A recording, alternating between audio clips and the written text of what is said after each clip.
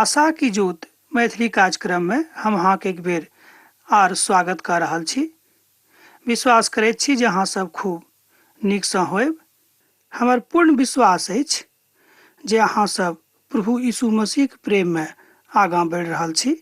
एहि अध्याय में हमरा सब देखब जे पाक कोना हमरा लोकनि रहि सकलहुँ हँ, अर्थात पवित्र।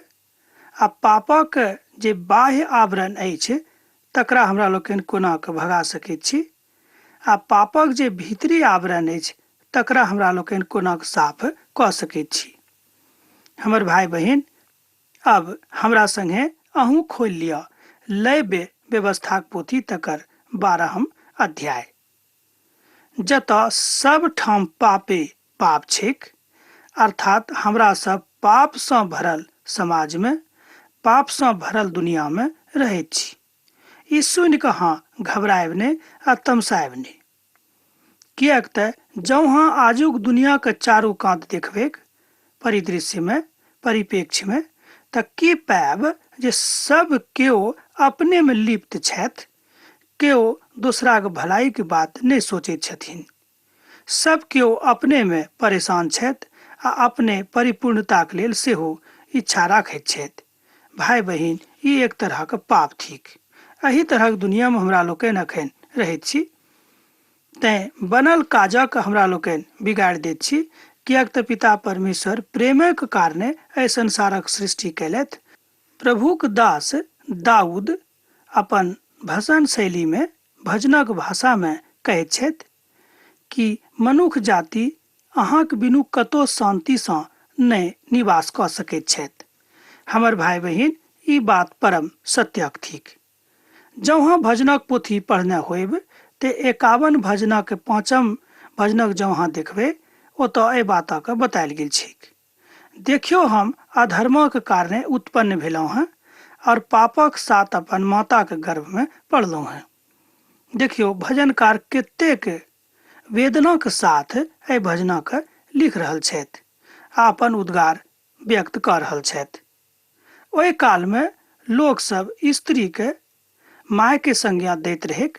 आजुक युग में सह बात अछि, मुदा हमरा सब एहि व्यवस्था के विरुद्ध में कहियो कहियो जाइत रहैत छी। दोसर के माय बहिनीक ऊपर हमरा लोकनि नजर राखैत छी। इहो एकटा बहुत खराब तरहक पाप थिक।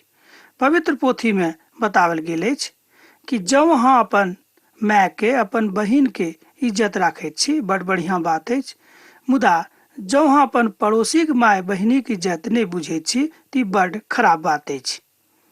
पवित्र पोथी एहि बातक ऊपर बड़ एना कहियो तमसा कऽ कहैत छथि कि जँ अहाँ अपन पड़ोसीक आदर नहि करैत छी तऽ अपन प्रभुक आदर अहाँ कोना कऽ सकलहुँ हैं। एहि तरहक अभिव्यक्ति पवित्र पोथी में कयल गेल छैक। एहिठाम हमरा लोकनि विद्वानक मतक दिस जायब। ओ सब कहै छथि कि कोनो अशुद्धता किएक ने मने के हुए कि प्रभुक पसंद नहीं छनि। मनोक अशुद्धता के बारे में पवित्र पोथी में बतायल गेल छैक। जँ अहाँ जरमियाक पोथी पढ़बै तऽ ओहिमे लिखल गेल छै कि मन सब बातसँ बेसी एम्हर उम्हर लऽ जाबे वाला वस्तु होइत अछि। हमर भाई बहिन, एहि बातक अहाँ ध्यान राखब, तहने अहाँ अपन जन्मक सवारथ बना सकलहुँ हैं। एहि तरह हमरा लोकनि सिखलहुँ हैं कि मनुख तऽ जन्मेसँ पापी थिक, किएक तो परमेश्वरक विरुद्ध में पाप कयने रहथि। ई एकटा महान सत्यक बात थिक, जाहि बातक हमरा लोकनि ज्ञानक चक्षुसँ कहियो हटा नहि सकलहुँ हैं। आजुक संदर्भ में एहि कथाक महत्व और बढ़ि जाइत अछि। मान लियौ अहाँ अपन ध्यान राखैत छी, अपन पड़ोसीक ध्यान नहि राखैत छी, तऽ कतेक खराब बात अछि। पापे के कारणे मनुख पापी बनि गेला है। कनी एहि बातक ध्यान दियौक, पापक कारणे मनुख पापी बनि गेला है। एहि बातक ज्ञान पहिल बेर मनुष्य जाति के पवित्र पोथी बाइबिलसँ भेटलनि आ मृत्यु के प्राप्त भेल, आ पापे कारणे एहि संसार में मृत्यु सेहो आबि गेल। रोमी 5म अध्याय जँ अहाँ पढ़बै तऽ ओतऽ एहि बातक बतायल गेल छैक। जेना मात्र एक मनुखक कारणे जगत में पाप आयल रहेक और पापे के कारणे मृत्यु आयल आ एही रीति से मृत्यु सब मनुष्य जाति में पसरि गेलेक कारणे सब कियो पाप कयने रहथि। पवित्र पोथी के एहि बातक अहाँ खूब नीक सँ बुझि सकलहुँ हैं। अब अहाँके हम एकटा और बड़ रुचिकर बात बता रहल छी। भ सकै छै के विषय में अहाँ कहियो नहीं सुनने होब। जँ अहाँ सुनने छी तहन और अहाँके एक बेर स्मरण भ जायत। जँ नहीं सुनने छी तऽ बड़ बढ़िया अहाँ पहिल बेर सुनि रहल छी। जहन अहाँ कोनो युवती में के गोदीक में एकटा नवजात शिशु के लऽ कऽ ठाढ़ देखैत छी तऽ लागैत होइत जे कतेक पवित्र आ मनोहर दृश्य प्रकट कऽ रहल अछि। मुदा प्रभुक दृष्टि में ई एकटा अपवित्रताक दृष्टि अछि। बा एना कहियो कि अपवित्र बातक दृष्टिकोण बतायल गेल अछि, प्रस्तुत कयल गेल अछि। कारणे ओ तऽ स्वयं उद्धार पयने छथि, मुदा हुनका हृदय सँ जे एकटा उद्गार व्यक्त भेल छनि, अर्थात जे नेन्हा को जन्म देने छथि ओ नेन्हा पापी अछि, किएक तऽ हुनक उद्धार नहीं भेल छनि। तहन देखियो ई दृश्य जकरा देख कऽ हमरा लोकनि सोचैत छी देखियो कतेक मनोहर आ नीक दृश्य थिक, मुदा प्रभुक दृष्टि में ई ओतेक नीक नहीं थिक, किएक तऽ ओहि नेन्हाक उद्धारक जरूरत भऽ गेल छनि। जे कियो एहि संसार में जन्म लैत छथि हुनका उद्धारक आवश्यकता छनि, किएक नहि ओ नेन्हे हुइक। मुदा ओहि नेन्हाक बढ़ैत काल में हमरा लोकनि देखी जो प्रभुक संग चलै छथि कि नहि, ई काज माय बाबूक छनि। तो हुनका बेर बेर स्मरण दियाबैक कि अहाँ प्रभुक धियापुता थिकौं, तहन अहाँ एम्हर ओम्हर नहीं जायब आ जे कथा हम कहैत छी तकरे अहाँ मानब। एहि तरहक मातृ आज्ञा आ पितृ आज्ञाक अधीन में ओहि बालक के जँ प्रतिपालन भऽ रहल छै तऽ बड्ड बढ़िया बात अछि। मुदा ज्ञान भेलाक बाद हुनका परमेश्वर में समर्पित करनाइ सेहो बड्ड जरूरी भऽ जाइत अछि। जतऽ परमेश्वर ओहि स्त्री सँ बाजै छथि जे हम अहाँक परसौतीक दर्दक खूब बढ़ा देब, तकरा बादे अहाँ शिशुक जन्म देब। किएक तऽ पहिल जे आदि माता छली हुनका सँ ई पाप भेल छलनि, तैं मनुष्य जाति में ई पाप सब ठाम पसरि गेलिक। जेना हम एक दिन और अहाँ से बाजने छलहुँ हैं कि एकेटा मनुष्यक कारणे संपूर्ण सृष्टि में पाप पसरि गेलिक। ई बात परमेश्वर पहिल स्त्री सँ बाजि रहल छथि। संसारक पहिल स्त्री एहि बातक जँ नहीं कयने रहती तहन हम बुझै छी जे पाप संपूर्ण संसार में नहीं पसरल रहतीक। किछु नियम आर किछु विधा के बनायल गेल छैक जे स्त्री आब जे सेवा काजक कऽ रहल छथि हुनका लेल बड़ नीक छनि, मुदा ओ सेवा करैत रहिक। बिनु यीशु के केओ नहीं बचावल जा सकैत छथि। एहि बातक पवित्र पोथी में बड्ड स्पष्ट जकाँ बतायल गेल छैक। एहि संसारक कोनो मनुष्य बिनु प्रभु यीशु मसीह के बचावल नहीं जा सकैत छथि, किएक तऽ जँ हुनका बचैके इच्छा छनि तऽ हुनका प्रभु यीशुक लग आबैए पड़तनि। मुदा प्रभुक न्यायक कारणे ओहि बातक होइत हुनका जिंदगी में देखैत छी। पहिल तीमुथियुक पोथी तकर 2 अध्याय आ तकर 15 पद में एहि बातक बतायल सेहो गेल छैक। मुदा ओहि नव नेन्हाक आनबाक कारणे ओ अपन उद्धारक नहि गमौली, मुदा जे नेन्हा आयल छथि हुनक उद्धारक जरूरत छनि। जहन साधु पौल प्रेरित और फिलिपी जेला में दरोगा के कहलनि प्रभु यीशु मसीह के ऊपर विश्वास राखू और अहाँ छोड़ाबल जायब, तहन ओ हुनका ऊपर विश्वास कयलथि आ ओ छोड़ाबल गेलाह, अर्थात हुनका उद्धार प्राप्त भेलनि। सोझ गप इएह भेल। ई बात सुनलाक बाद समझलाक बाद हुनका मोन में ई भऽ गेलनि ओहि जेहलक जे दरोगा छलाह कि हमरा सब जाबे धरि प्रभुक नहीं मानब तहन कोना उद्धार पायब। तैं ओ अपन परिवार के सेहो एहि बातक बता देलखिन। हमर मित्रवर, जँ अहाँ ई सुसमाचार सुनि रहल छी तऽ अभी अहाँके काज अछि कि अहाँ एहि सुसमाचारक विषय में अपन पड़ोसी के, अपन भाई बंधु के बताबिएक, किएक तऽ प्रभु की आज्ञा अछि। जँ अहाँ हुनक आज्ञा पालन में विश्वास राखैत छी तऽ ई काज अहाँ करब हम विश्वास कऽ रहल छी। सेहो उद्धारक बाट ठहरता किएक तऽ उद्धारक समाद हुनका दऽ रहल छियनि। मत्तीक पोथी तकर 18 अध्याय आ 10 पद में जँ अहाँ पढ़बै तऽ बातक देख सकैत छी। ओतऽ लिखल गेल छै कि काना बनि कऽ जीवन में प्रवेश करनाइ उचित होइत, ई नहीं कि दोनों आँखि के लऽ कऽ अहाँ नरक में भागि जाउ, अर्थात नरक में चलि जाउ। देखियौ एहिठाम प्रभु यीशु मसीह पवित्रता आर अपवित्रता में की भेद होइत अछि तकरा ओ बता रहल छथि। ओ कहै छथिन कि कोनो अपवित्र वस्तुके लऽ कऽ जँ अहाँ स्वर्गीय राज में जायब तऽ पिता परमेश्वर अहाँ ओतऽ नहीं रखता हा, ओ अहाँके भगा देथिन, किएक तऽ अहाँ ओतऽ एकटा अपवित्र वस्तुके लऽ कऽ जा रहल छी। एक गोटे हमरा से कहलनि कि यौ हम दुनिया में 90टा नीक काज केलहुँ हैं, आ जँ 2-4 टा गलते काज कऽ देलियै तऽ की हम स्वर्ग में जायब? तहन हुनका हम कहै छियनि कि नहीं, अहाँ नहीं जा सकलहुँ हैं जाबे धरि अहाँ पूर्ण रूपेण शुद्ध नहीं होइब। परमेश्वरक धिया पुता होयबाक इएह गुण होइत अछि। एक पुतक जन्म देलाक बाद ओहिमे शुद्धिकरण करबाक विधान सेहो बतायल गेल छैक। आर एक जे बात ओहिठाम बतायल गेल छै जहाँ कोना शुद्ध होयब तकरा लेल मेम बलि चढ़ाबैके अछि। मुदा बेटा आ बेटी भेलाक बाद दोनों के लेल अलग अलग नियमक व्यवधान ओहिठाम बतायल गेल छैक। दुनू के अलग अलग विधान छैक। मान लियौ जे कियो स्त्री बेटाक जन्म देने छथि तऽ हुनका कनि कम दिनक लेल, आ जे कियो स्त्री कोनो बेटीक जन्म देने छथि तऽ हुनका कनिक बेसी दिनक लेल अपवित्रताक स्थिति में रहऽ पड़तनि। एहि बातक विधान पवित्र पोथी में बतायल गेल छैक। आ फेर प्रभु मूसा से कहलनि, आ इसराइली से कहियौन जे स्त्री में बने वाली हुएक और हुनका पुत हुए तऽ ओ 7 रोज धरि अशुद्ध रहती, जाहि तरह ओ प्रसूति के मध्य में अशुद्ध रहैत छथि। एहिठाम ओ बता रहल छथिन कि स्त्री के जिंदगी में एहन काल होइत अछि जे हुनका अशुद्धताक स्थिति में रहऽ पड़ैत छनि। तैं यह व्यवस्था एहिठाम कयल गेल छै, किएक तऽ दुनियाक पहिल स्त्री एहि तरहक पाप प्रभुक दृष्टि में कयने छलीह, आ हुनके कारणे ई पाप संपूर्ण स्त्री जाति में पसरि गेलैक। अर्थात एतेक पसरि गेलैक जे आजुओ धरि स्त्रीक मध्य ओ बात थिक।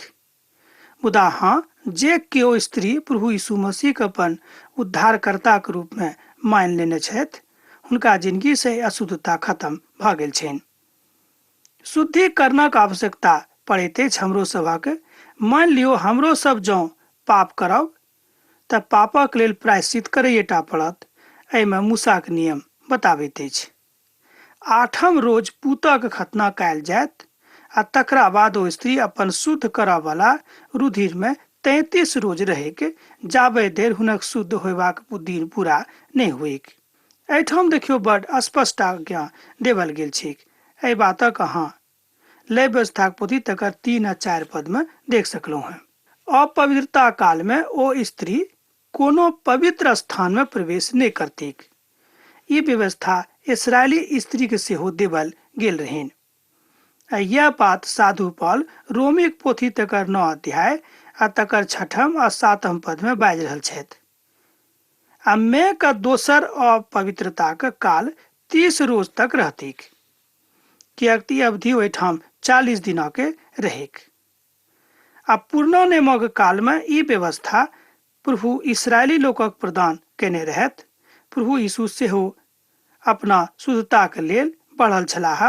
ओ स्वयं बपतिस्मा नेने छलाह, किएक तऽ जे नियम मूसा ठहरा देने रहथिन तकरा उल्लंघन नहीं करलखिन, किएक तऽ ई नियम प्रभु के माध्यम से मूसा के लग पहुंचल रहनि। एहि बातक आदर स्वयं प्रभु यीशु मसीह करलखिन।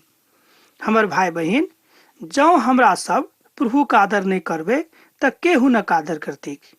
किएक तऽ प्रभु परमेश्वर मनुष्य जाति के बड़ जतन से अपना स्वरूप में बनौने छथि। हुनक जन्म सेहो मूसा के व्यवस्था के नियमक अनुकूल भेल रहनि, जाहि कारणे प्रभु अपन एना कहियो सामंजस्य मनुष्य जाति से राखलखिन। किएक तऽ जहन ओ मनुष्य जाति के रूप में संसार में आयल छलाह तहन ओ अपन सामंजस्य के नहीं बिसरौलखिन। जँ हुनका बेटी हुएन तऽ हुनक ऋतुमतीक समान अपवित्रता 14 रोज धरि लागैक आ फेर 66 रोज धरि अपन शुद्ध करऽ वाला रुधिर में रहैक। आब देखियौ, एहिठाम बेटी आ बेटाक लेल अलग अलग नियमक व्यवधान बनायल गेल छैक। एहिठाम जे विधान छैक ओहिठाम बताओल गेल अछि जे अहाँ कोना करब आ की करब बेटी भेलाक बाद आ बेटा भेलाक बाद।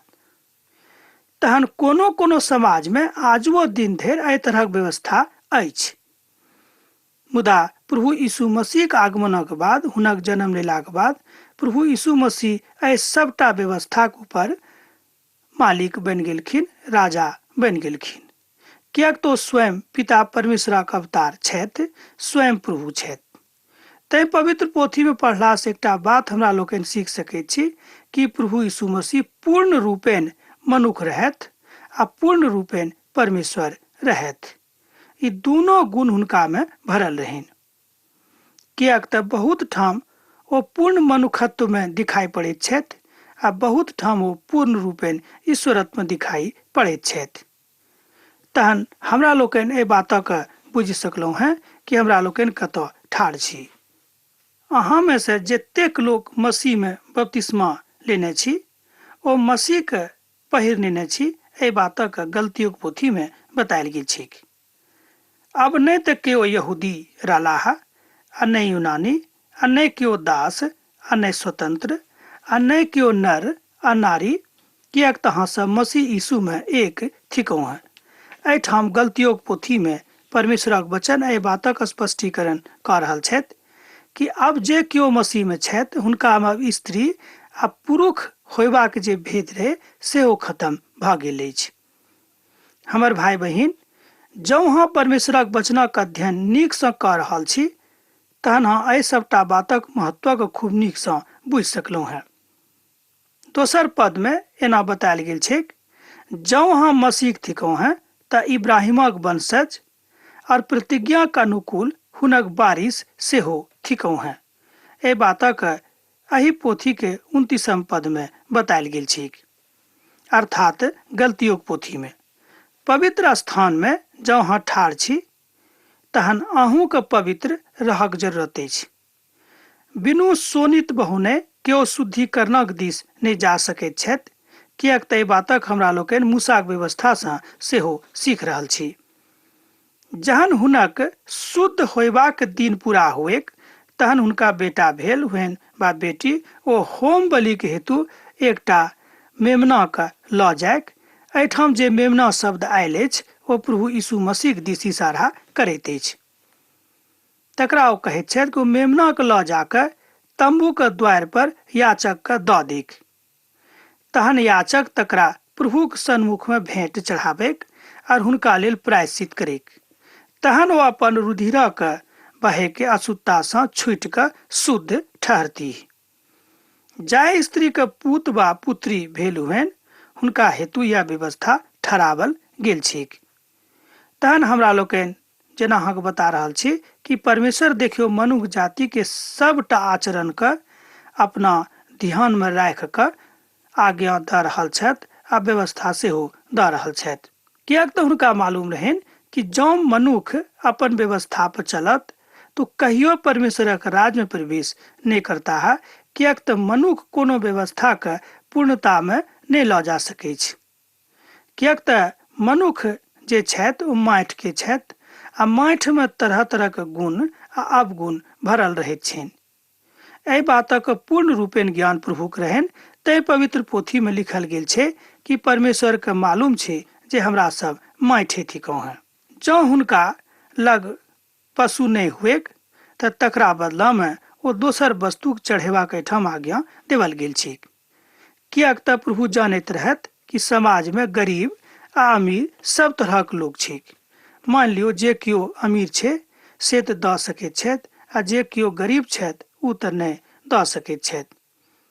एहि पोथी में हमरा सब एहि सबटा बातक वर्णन देख रहल छी। एकटा का होम बलि आ दोसर का पाप बलि के हेतु देख याचक तकरा हेतु प्रायश्चित करेक, तहन ओ शुद्ध ठहरती। देखियो एक बेर हमर भाई बहिन, हमर मित्रवर, फेर प्रभु चाहे छथि कि हमरा सब शुद्ध बनी, पवित्र बनी, जायसँ प्रभुक लग आबि सकी। तैं देखियो कि प्रभुक जे द्वार रहेक, चारू दिस रहेक, ओतऽ बनायल गेल रहेक। मुदा कियाक बनायल रहेक कि जायसँ प्रभुक दृष्टि चारू दिशामे चारू कात अछि। एहि बातक प्रतीकक रूपमे चारू दिस द्वार बनावल गेल रहेक। हम अखन अहाँके मिलाप वाला तंबूक विषयमे बता रहल छी। कियाक तऽ पिता परमेश्वरके मालूम रहनि कि मनुष्य जाति सब ठाम काज कऽ रहल छथि, तैं हुनका ओतऽ जेबाक जरूरत छनि। मैं होम बलि आ पाप बलिक अंति आ याचक तकरा परमेश्वरक वेदी पर बलिदान चढ़ौता है। ई व्यवस्था ओहि काल में अर्थात मूसा के काल में रहेक। कियाक तखन इस्राएली सब कनानक बाट में छथि आ ई व्यवस्था ओतऽ तक लागू रहेक। जेना हमरा लोग जानै छी कि ओ सब 40 बरख धरि कनानक बाट में रहत, अर्थात कनान पहुँचे में हुनका सबके 40 बरख लागि गेलनि। एहिठाम हमरा लोग देखै छी कि तरह तरह के बात हुनका सभक जिंदगी में घटलेक। बहुत बेर ओ सब परमेश्वरक नजरी में खसि पड़लाह, हुनका से बहुत बेर पाप भेलनि, तैं हुनका सभक एते देरी लागि गेलैक। हमर भाई बहिन, जेना हम अहाँ से बेर बेर कहै छी कि परमेश्वर भस्म करे वाला आगि छथि, अर्थात एकर अर्थ यह भेल कि परमेश्वर न्यायी छथि, हुनक न्याय से केओ नहीं बचि सकलाह। एही कारणे हमरा लोकनि पूतक ऊपर विश्वास राखैत छी जे ओ हमरा सभक उद्धार करा देथिन, अर्थात प्रभु यीशु मसीह के ऊपर। हमर भाई बहिन, अहूँक जिंदगी में आजुक दिन एकटा महान अवसर आयल अछि। अहूँ प्रभु यीशु मसीह के अपन उद्धारकर्ता के रूप में ग्रहण करू। कियाक तो चाहे छथि कि अहाँ प्रभु के धिया पुता थिकौ, तैं हुनके धिया पुता बन कऽ एहि संसार में रहू। आ जतेक नीक प्रकाश, जतेक नीक इजोत, शांतिक प्रभु देने छथि, तकरा अहाँ अपन समाज में, अपन देश में, अपन भाई बंधु के बीच में पसारियोक, जाहिसँ बहुत केओ अहाँके देख कऽ ई बुझे कि हाँ प्रभु के लोग थिकौ हैं। तहन अब आजुक दिन अहाँ से एही ठाम विदा लेब, कियाक तऽ अहाँ से विदा होय के काल भऽ रहल अछि। हाँ, अहाँ सब पाती लिखनाइ नहीं बिसरायब। प्रभु यीशु मसीह के नेह अहाँके जिंदगी में सदिखन बनल रहेक। आमीन।